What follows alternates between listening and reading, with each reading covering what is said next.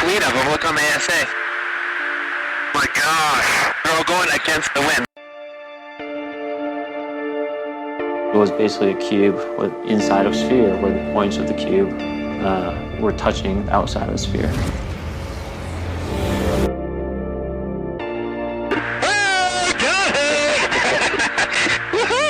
Roger. There's troubleshooting as soon as I get.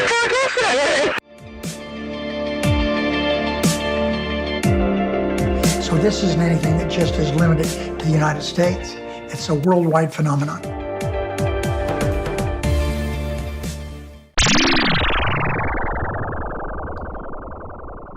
Hi everyone, and welcome back to That UFO podcast. Making his second appearance on the pod, I have award-winning journalist, author of The Believer, Alien Encounters, Hard Science, and The Passion of John Mack. I'd like to welcome back Ralph Blumenthal. Ralph, how are we? Oh, great. Thank you for having me. Always a pleasure, anytime, Ralph, and I do mean that with yourself. Listen, Ralph, you were on the pod a few months ago talking about your fantastic book on John Mack, who so ferociously studied the alien abduction experience. Now, just a few days ago, as we record this, you authored an article for the Debrief titled The Experience, The Cultural Rise of Alien Abductions and Those Who Experience Them. What about this particular aspect of the phenomenon do you find so compelling that you're still pursuing it?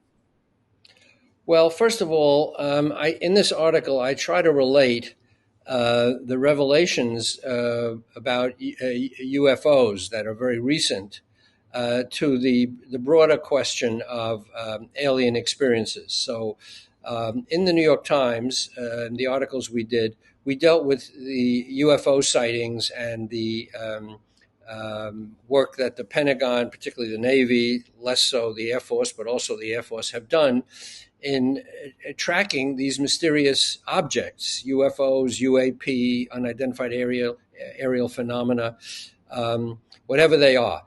And so I start off by saying the news with UFOs is that the government is now saying that these things exist, okay? There's physical confirmation in measurements and in video, radar, etc., that something physical exists. And that's quite a breakthrough from the previous stances that the government has taken, claiming that this is marsh gas or the planet Venus or hallucinations or fly specks on the windshield.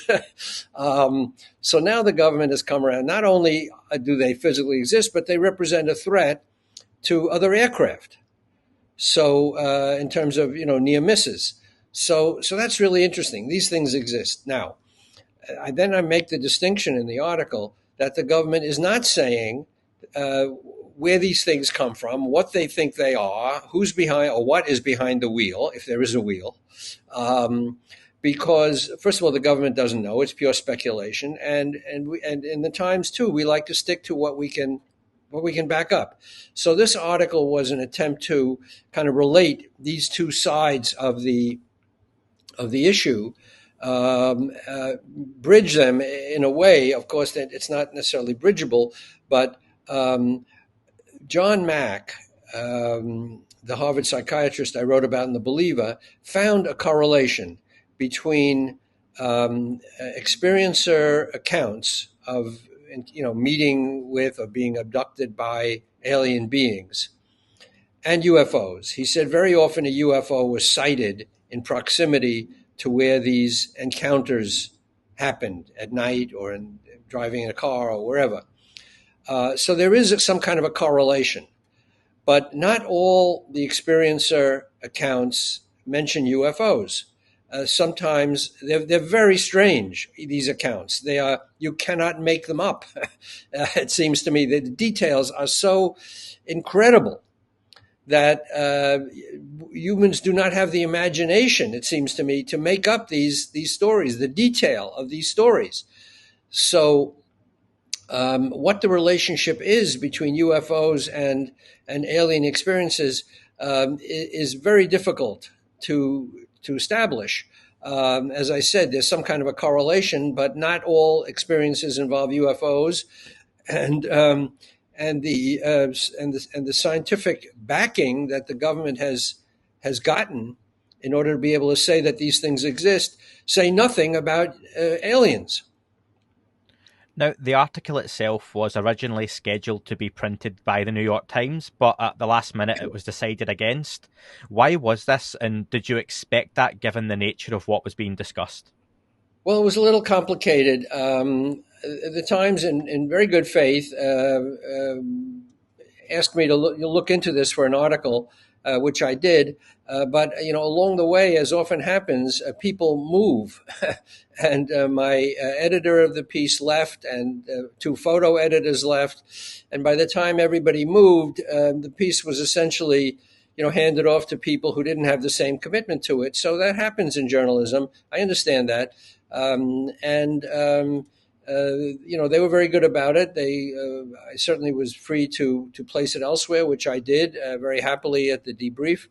And, not every article works out. I've written in my long career at the Times, 45 years, many articles ran, some didn't for different reasons. Different editors have different takes on things. It's a difficult, area. I understand that. So there's no hard feelings. Ralph, I'm going to ask, is there an argument that the public is not anywhere near ready for this aspect of the phenomenon to be brought into the conversation in the mainstream? Well, I don't agree with that. I think the public is ahead of the government in many ways.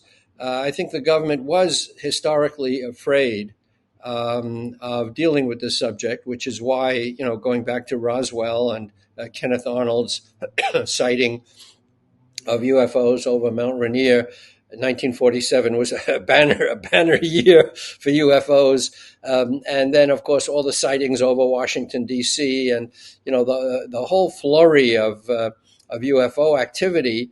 The government seemed to take the position that this is too upsetting to people to acknowledge. So they came up with all kinds of stories that this was, these were hallucinations, that these were, the planet Venus, as I said, which is ridiculous because you had veterans of World War II who had close encounters with some of these objects, pilots particularly, and they know what the planet Venus looks like, and they know what a UFO looks like.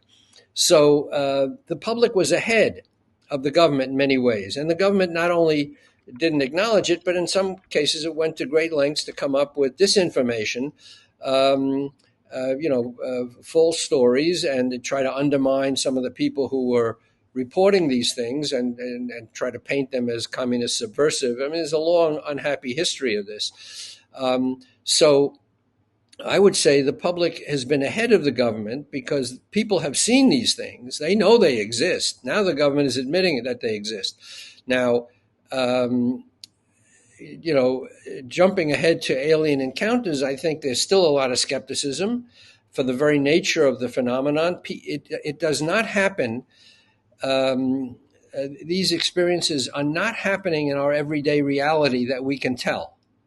That's the difference, that the UFOs have been sighted by pilots and captured on radar and imaging devices. Encounters with alien beings have not been captured on instruments. And people who have had these experiences are adamant that they happened, okay, that they were real. There was not a dream. And people who have not had these experiences cannot imagine that this could be possible. So that's the problem. And that's why, a lot of scientific work still has to be done to figure out, the nature of this phenomenon. John Mack ended up thinking that these encounters were happening in some twilight zone, liminal area between our reality and something else. It's coming to us, penetrating from another reality or another dimension or something. And considering how little we know about, we know certain laws of physics, but how little we know about the makeup of the universe. 95% of it is a mystery, dark matter and dark energy. So we don't know everything.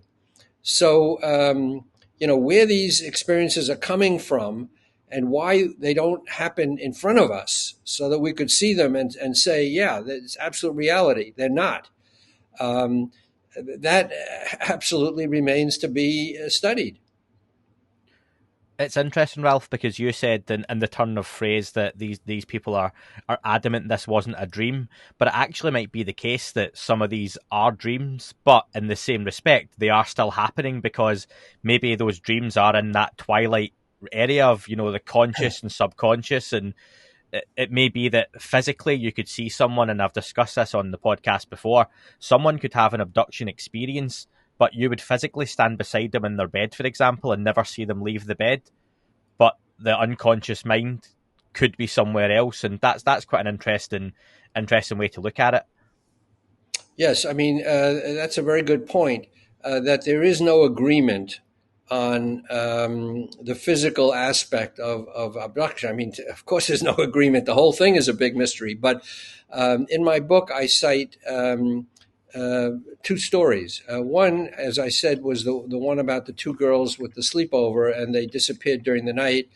The mother found them missing, and then they reappeared in their beds, and they remembered having some kind of an abduction experience. So that would suggest a physical absence.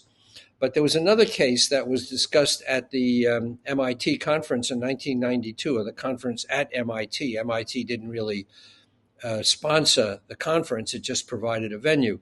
But anyway, there was a case discussed of a woman who fainted in her husband's arms and thought or felt that she was flying, levitating up into the sky, and had all these out-of-body experiences while he was holding her. And he said later, she was definitely there in my arms, but she remembered or felt that she was somewhere else. So those are two cases completely opposite of the two girls who were physically absent and the woman who was in her husband's arms. Make of that what you will. There is no easy answer to this question. And the article I wrote for Vanity Fair in 2013, which was really a work in progress on my book, which came out in 2021, just started off with the question, are you physically absent when you're abducted, according to, experiencers? And they grapple with this. Some say you are absent. Some say you're not absent. It's an out-of-body experience. And out-of-body experiences, by the way, are recognized. It's a psychiatric syndrome with, a lot has been written about it. People imagine that they're out of their bodies. And it happens often in near-death experiences where people feel they leave their bodies and then come back to their bodies. So it's a very complicated story, and again, no easy answer, but there's a lot written about it. And something your colleague Leslie Keane has an interest in with her documentaries as well on surviving death. Now, I would ask, Ralph, recently many experiencers online, including social media, have been voicing their frustrations that they're not being heard, they're not being considered in this conversation. And I've spoken to some of them myself on DMs or just on various threads, and I would always listen to someone's story. Is that a frustration that you share, and what would you say to them? I definitely understand their frustration. In the Debrief article I just ran, I include 4 verbatim accounts of experiencers, and I applaud their courage, actually, in trusting me with their stories. They're identified. They're not operating under pseudonyms. I mean, I feel that's very important in this kind of reporting. It's too easy to give people pseudonyms or disguise their identity. And my training at the New York Times always is, no pseudonyms, names whenever possible, because that gives credibility to a story. So these 4 people, 3 women and a man, agreed to share their stories with me, as wild and bizarre as they sound. And they are identified. They stand behind these stories. They don't understand it themselves, what happened to them and why. It doesn't seem possible. I mean, as John Mack said many times, they sound totally impossible to people who have not encountered this. So these people are very frustrated. They do feel they are marginalized by society. They're held up to ridicule. They cannot um, discuss this even with family members for fear of being ostracized, labeled, insane, because it doesn't comport with our reality. And yet these are, as John Mack established, eminently sane people who, apart from this, are completely ordinary. I mean, and that is to say, they are not bereft of traumatic experience. Some of them are rape victims. Some of them had, unpleasant family experiences, traumas, all kinds of problems. These are ordinary people. So it's not to say these people, nothing has ever happened to these people. They're on the contrary, they are normal with all the normal frustrations, but they're not crazy. So that's one of the things that struck John Mack. They come from all walks of life. They're completely representative of the human population, including young children, as I said. And yet we don't understand why they were picked out for these experiences. And by the way, it's well known in the literature that these experiences seem to run in families. That if your grandparents have had the experiences, then their children and the grandchildren have had them. And parents have said many times that they see these experiences now coming to their children. So for some reason, it follows some kind of family line. Not always. And it also seems to center on people in the reproductive years. So again, that's a simple matter of tabulating polling, this population, as difficult as it is to get people to cooperate and talk. But, there are certain common elements to this, even though the population, as I said, it cuts across all boundaries. Now, you've talked about the normal everyday person and what you've said there. And of course, you've got those case studies within the article as well. I would encourage people to go and read that article if they haven't already. The link will be in the description for the show. As well as that, though, many famous names are cited in your article, names such as Kendrick Lamar, Demi Lovato, and Lupe Fiasco. They're more recent names that a much younger crowd will no doubt be aware of. How important for you is it that celebrities of this magnitude are discussing these sorts of experiences? Yeah, I thought it was quite striking. And as you said, exactly right. I wanted to relate this subject to a young audience, and they certainly know Kendrick Lamar and Demi Lovato and Lupe Fiasco. These are people who are cultural icons, not to speak of John Lennon and Elvis from a previous generation. But so these people have had, again, this is a cross section of humanity that is reporting these experiences. There are celebrities, there are ordinary people, there are police officers, there are people from a scientific background. So it's very difficult to shrug this off as happening to only one kind of person, somebody who's mentally unstable, let's say. It's not true. And it is interesting that these celebrities that I quote in the article, they didn't talk to me.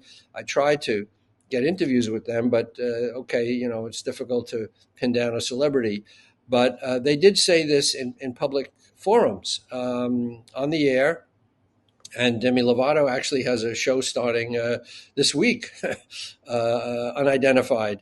I haven't seen it. I haven't seen the trailers. I don't know, where the show goes, what she says. But anyway, it is interesting that celebrities have had these experiences too.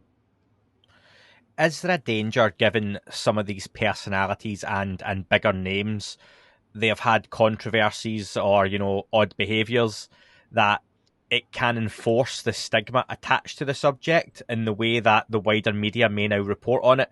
Famously, from a UK point of view, the singer Robbie Williams has been attached to Jeremy Corbell and Skinwalker Ranch along with George Knapp. And Robbie Williams, I'm a fan of his stuff from the early 2000s. I grew up with Robbie Williams, really good, great musician. But it's no secret, as he's gotten older, he gets reported on as being a little bit crazier, for want of a better word, by the media.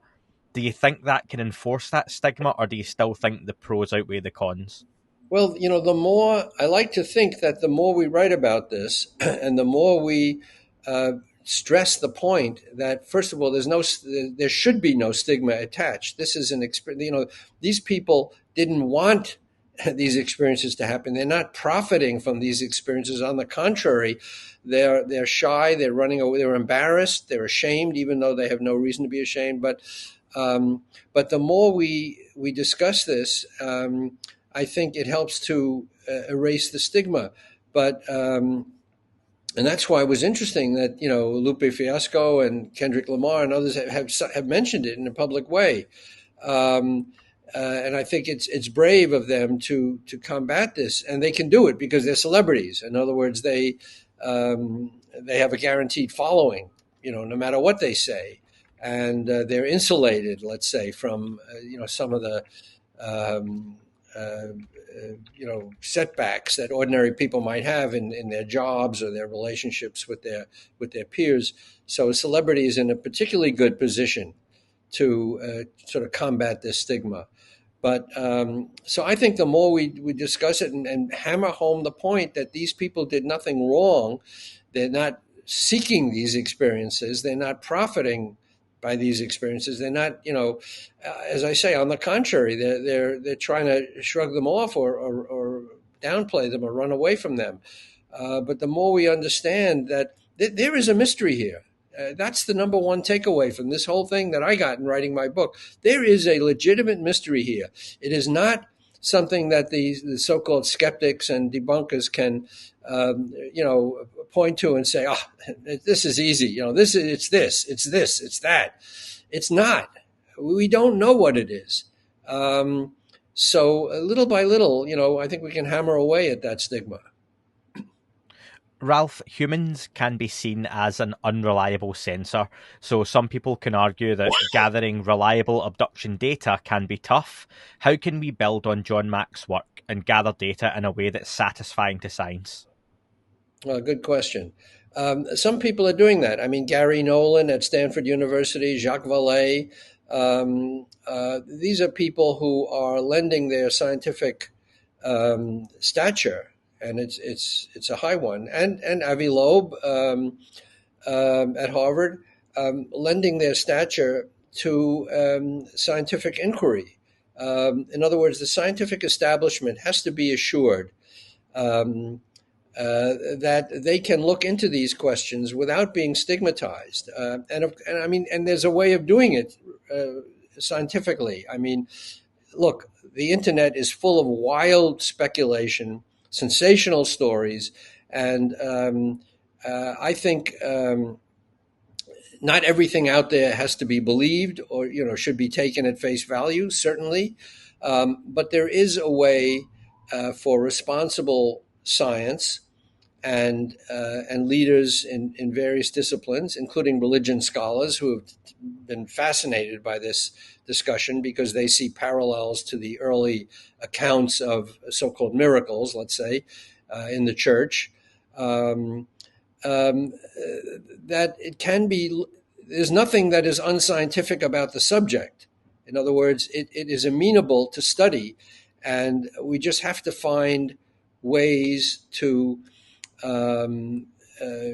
mobilize. At the end of my book, The Believer, I talk about the billions of dollars that have been spent hunting for elusive particles like the Higgs boson, which was found just a few years ago after billions and billions of collisions with an underground accelerator.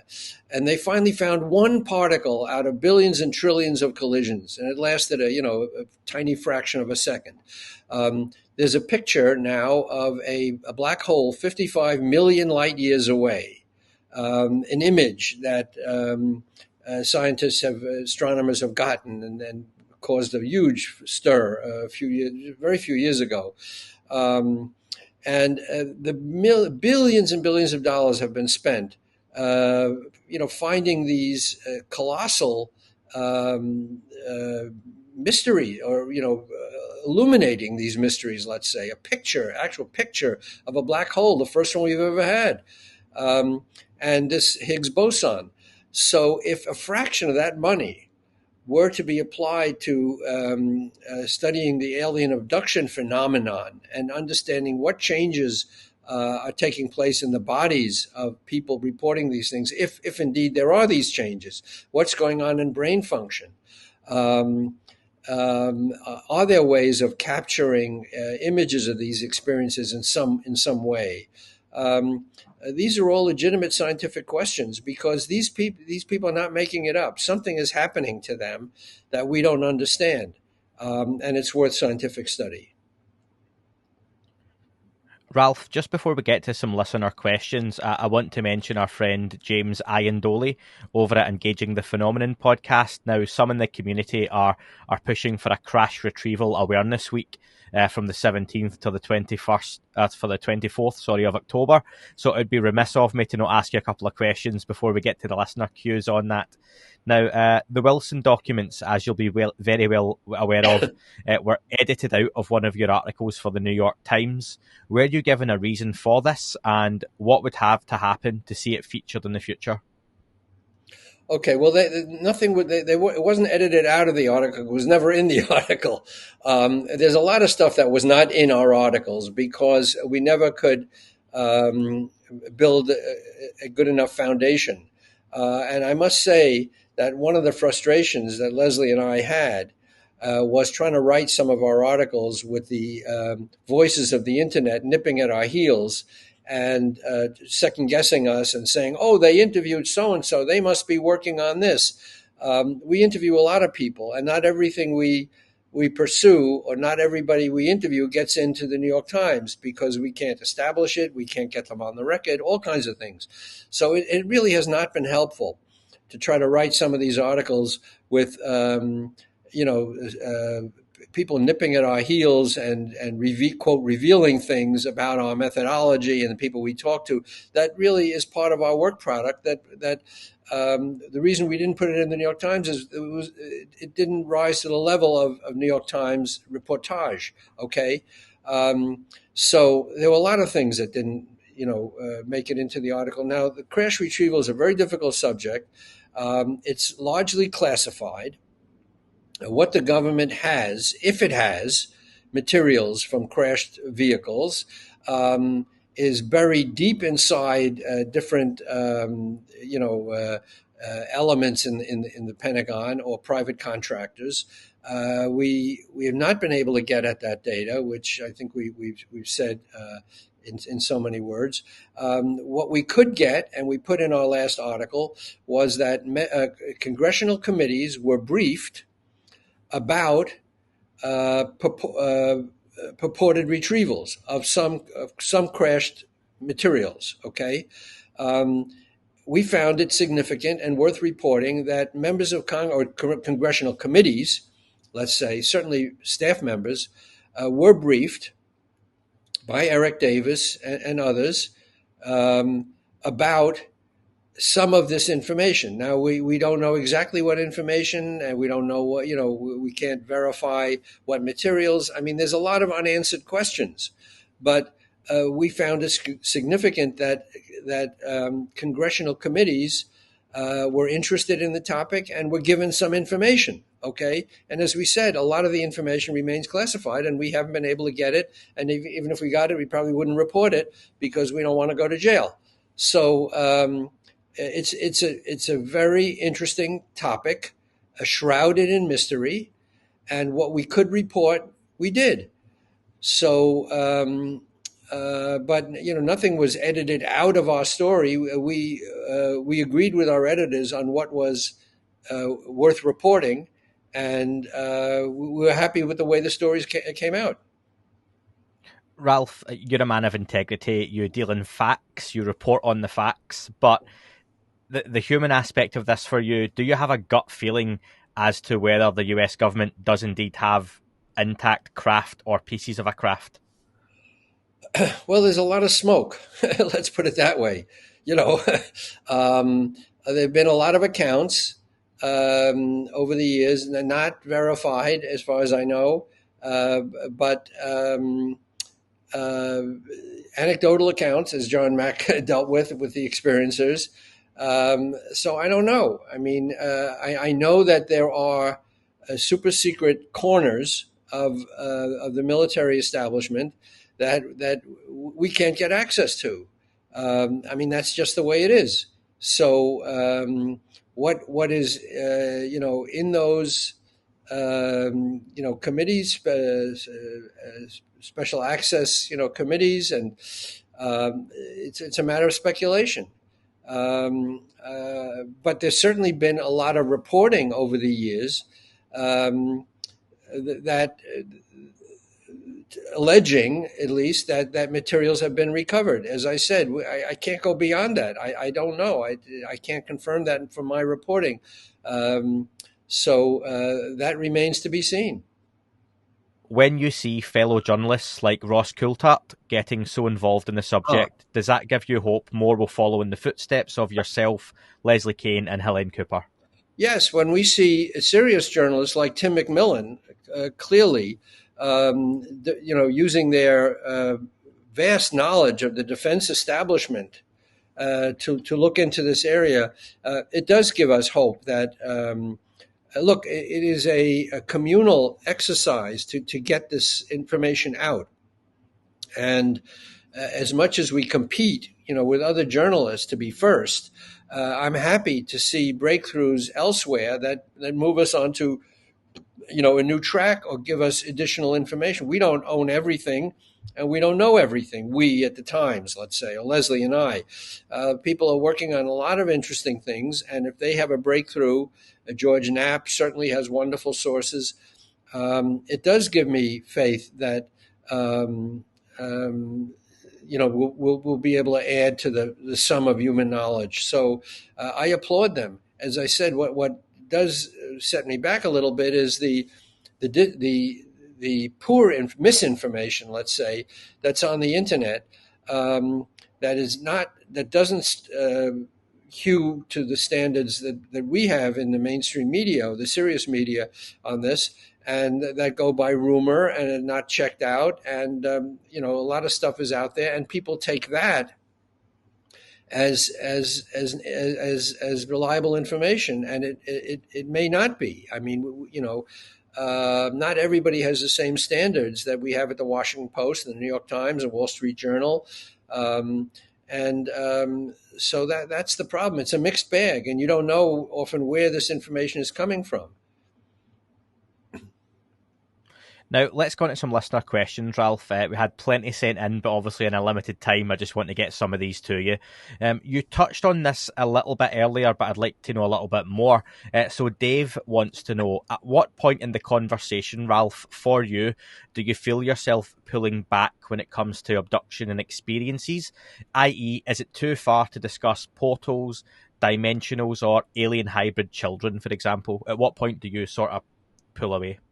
Well, I've discussed all that. It's in my book. It's in the Debrief article. I talk. One of the experiences talks about portals and seeing a mantis-type creature crawling through the portal, talking to him, or having a telepathic conversation with him. So I record this. In other words, it's part of the reporting. This is what people say happened. I'm not shy about recording this information. I'm not saying that I believe it, even to the extent that belief is a peculiar thing. I mean, we can get started. What do you believe? People say, do you believe in UFOs? I say, well, do you believe in the ocean? Do you believe in the stars? UFOs exist.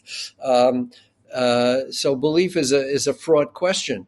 But I have dealt with all these issues, as bizarre as they are. I've at least reported that this is what people say happened to them. I can't go beyond that. I can't verify it because it's not verifiable. And they know that, these people. They know it. So, when you say, do I pull back? It's not a question of pulling back. It's a question of reporting what people say and infusing it with the proper caveats, which is to say, as the Debrief article said, we can't prove this scientifically. This is what people say. The next question is from Tim, and I'll ask you, Ralph, bear with me because there's a little bit of information and build-up from Tim before he gets to the question. There was an email from Leslie Keane to John Podesta that was leaked in the 2016 DNC WikiLeaks dump addressing information provided to John via Bob Fish on hard data about fast walkers within the government and its contractors. Leslie's words were, "It's another confirmation of yet more documents kept from the public. This knowledge belongs to the people under the law. Can we get the ball rolling during this transition window? Perhaps a quiet meeting with the right people before your next assignment? I already have the perfect briefing package and a highly qualified staffer ready to go. The timing seems ideal." Now, that was Leslie's comment.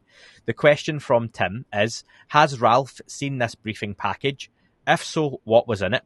And was there ever a consideration to do a New York Times story on Bob Fish and his claims to John Podesta? That's a complicated question. Well, I have not seen that package. I know Leslie as a person of utmost integrity.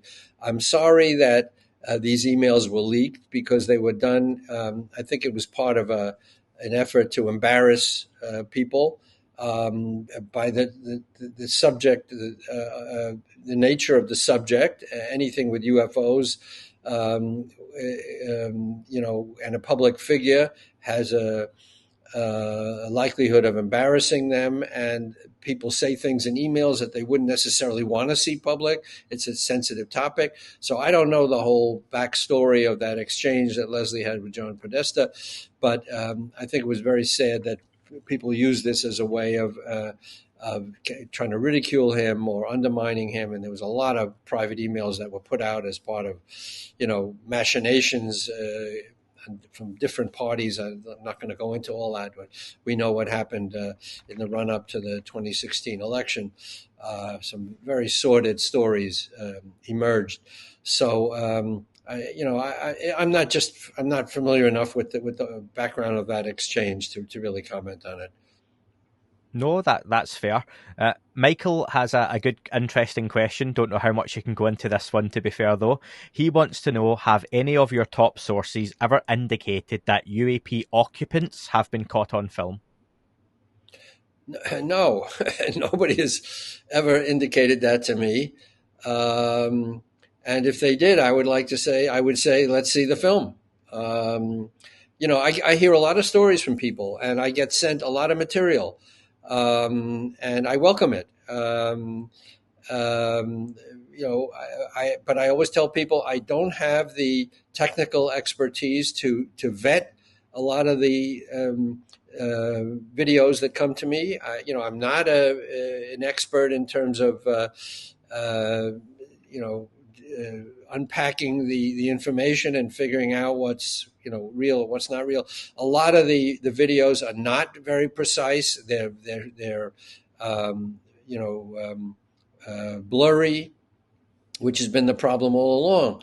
So, but I can't say I've ever had an account that somebody has a picture of an alien or a video of an alien that they're willing to share. I'd look at anything, but it's very hard to verify. And that famous tape of the alien autopsy has been subject to a lot of controversy. So, yeah.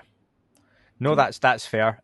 Next up, Carl wants to know, he is curious, Ralph, if John Mack's notes ever mention the CIA or the Stanford Research Institute and remote viewing. Good question. The simple answer is no. John Mack was asked a number of times whether the government ever tried to interfere with him. And this is interesting because of the government's history of disinformation in this field. They have messed with some people, as we know. According to John Mack himself, they did not mess with him, and he would have been, you would think, a perfect person to mess with if the government was out to discredit somebody. Now, I have not caught him in any lies, and I would take him at his word. I would not conclude that the government did try to, mess with him, but he's hiding it. That would not be congruent. That would not be consistent with everything else I found in his papers. When he encountered a problem, he owned up to it, and he wasn't shy about talking about what people did and said to him. So, but he did make a point of saying the government never reached out to him. He was never the subject of any government effort to shut him up or to mislead him or to feed him false information. So that's interesting. So the answer, I'm happy to say, in this case, I can be pretty definitive, is no. That's fair enough. And last question is from Nathan. I don't know if you've read Brian Bender's piece in Politico recently. He quotes Ruben, is it Gallego? I'm not too familiar on the pronunciation of the surname. As saying that a hearing without a real understanding of what's happening, without real data, is not going to do anybody any good. Is it fair to say that lawmakers really don't have decent information to push for these congressional hearings?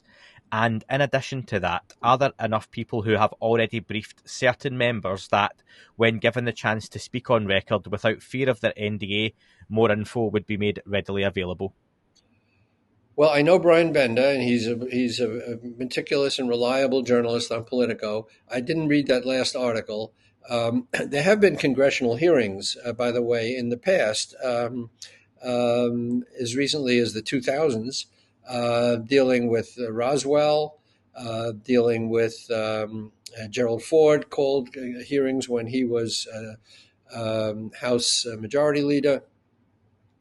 I don't know how much it would reveal at this point. There is secret information in the hands of the government. There's no doubt about it. How it might change the paradigm, what it might say. I hope that we know that there was a secret annex, a classified annex to the UAP report of June 25th that was given to congressional committees. I don't know whether that will ever see the light of day. As far as I know, no members of Congress have talked about that. They're not supposed to talk about it. That's why it's classified. So I don't know what's in that. But I don't know whether hearings at this point would, hearings are usually held to investigate, like the January 6th riot, malfeasance or the 9/11 tragedy, obviously 9/11 commission. So that you have a congressional hearing when you want to bring something to light. I don't know whether this evolving investigation of the Pentagon is the kind of thing that would lend itself to congressional hearings at this point. Maybe after the next step, when we know a little more. I think there are people in the government who do want to get more information out. The media is certainly sensitive to it. There was a lot of build up to the June 25th report. A great appetite for that. I think it kind of fell with a thud. It didn't answer all the questions that people had, but the questions are still there. So maybe at some point it would be useful, but I'm not sure. I would say I would clamor now we've got to have congressional hearings. Ralph, it's always a pleasure speaking to you. I would ask you what's next for you, what you're working on just now, and then just let listeners know how they can follow you and your work, of course. Well, I'm very involved with publicizing my book. I'm doing a lot of shows like this, talking about it. I think there's still a lot of questions out there. Obviously, the experiencer thing is it's still worthy of a lot of examination. These people are out there. They've got stories to tell. There's a lot of scientific investigation that should be done. And also, we still don't know anything about we know that the UFOs exist according to the Pentagon, but we don't know anything else about them. How do they operate underwater? Good question. And have they been spotted coming into the atmosphere at all? What do the satellites show? I mean, there's a lot of interesting questions. So I haven't given up this field, but I'm doing other things too. I was recently on a panel talking about President Roosevelt's packing of the Supreme Court. So I have historical interests apart from UFOs. I work in the Baruch Archives, where we have a lot of interesting historical materials on reform government and the Roosevelt administration, and a guy named Luther Gulick, who was very involved in reshaping government and public administration. So I have a lot of interests. So we'll see. Every book I've done sort of dropped into my lap in a strange way. So maybe something I'm not even thinking about will come along. Well, Ralph, on behalf of myself and the community, thank you very much for the work you've done and continue to do. And I would encourage people to go out and pick up your copy of The Believer, Alien Encounters, Hard Science, and The Passion of John Mack by Ralph Blumenthal. Ralph, always a pleasure to speak to you. Likewise. Thank you. Great to be here. Good night. That is all for this week's show. Thank you very much for listening. Please remember to leave the podcast a review on your chosen platform. You can like, retweet and subscribe. That would all be very much appreciated. The shows are being uploaded onto YouTube as we speak more and more. You can sign up at patreon.com/That UFO podcast to access the shows ad-free as well. Please get in touch on Twitter, Facebook, Instagram, That UFO podcast. Of course, on Twitter, it's at UFO UAPAM. And again, folks, as always, keep looking up. You never know what you might see.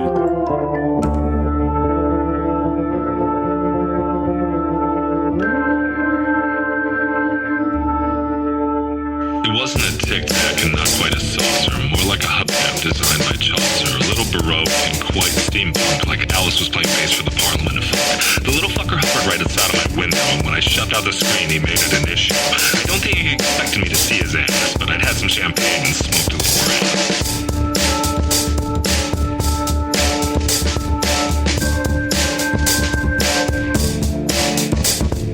Meditative gamma state full on meta. Can't imagine how it could have been any better. I got to the top of the stairs and there he was. Like, you awake? I was about to abduct you, cuz.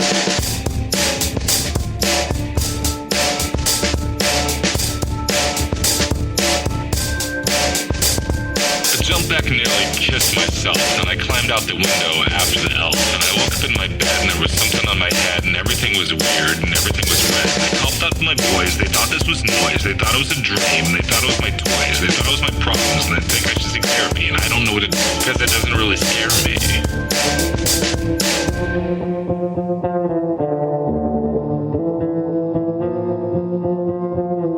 If you really want to know who I think I be, I think it's you and me and us and we and him and her and that and she and that thing over there and what's that, Jay?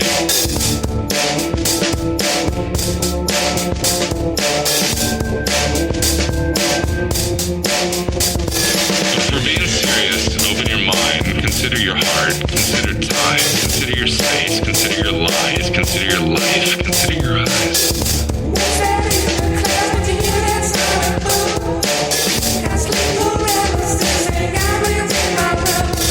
It wasn't a tic-tac and not quite a saucer.